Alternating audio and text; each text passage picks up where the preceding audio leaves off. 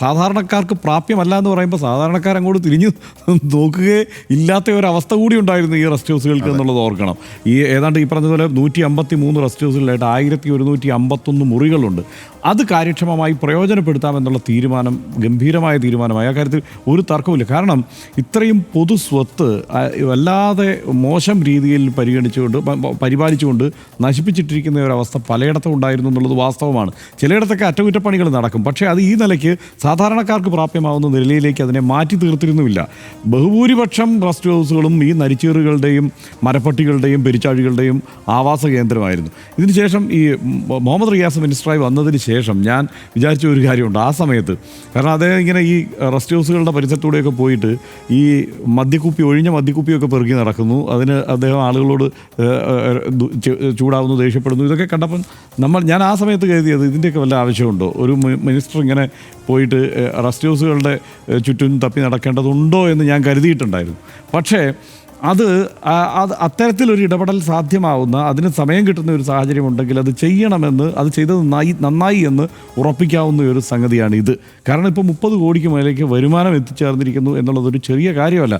അതായത് അത് പതുക്കെ ഒന്നുമല്ല. ഇപ്പോൾ 4 കോടിയിൽ നിന്ന് പിന്നെ 6 കോടിയായി, 8 കോടിയായി, 9 കോടിയായി, അങ്ങനെ അത് കൃത്യമായൊരു വളർച്ച കാണിക്കുന്നു എന്നുള്ളതാണ്. നമുക്കത് സംസ്ഥാനത്തെ സംബന്ധിച്ചിടത്തോളം ഇത്രയും സ്വത്ത് ഇങ്ങനെ വെറുതെ നശിച്ചു പോകുന്ന സ്ഥിതി, അതല്ലെങ്കിൽ തരക്കേടില്ലാതെ പരിപാലിക്കുന്ന ചില സ്ഥലങ്ങളിലാവട്ടെ അത് സാധാരണക്കാർക്ക് പ്രാപ്യമല്ലാത്ത സ്ഥിതി.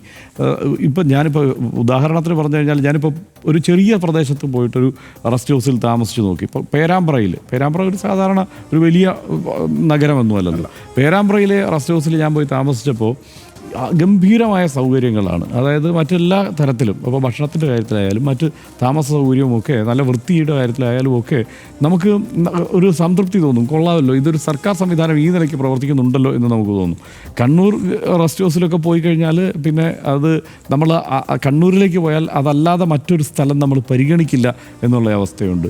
എല്ലാ സ്ഥലത്തും ആ നിലയ്ക്ക് അത് നവീകരിച്ചിരിക്കുന്നു എന്നതും അത് ഈ നിലയ്ക്ക് സാധാരണക്കാർക്ക് കൂടി പ്രാപ്യമാവുന്ന തരത്തിൽ കുറഞ്ഞ ചിലവിൽ, അതാണ്, ഇത് വലിയ ചിലവല്ലല്ലോ. അത്തരത്തിൽ ഏറ്റവും സുരക്ഷിതമായ ഒരു സംവിധാനമായി അത് മാറിയിരിക്കുന്നു.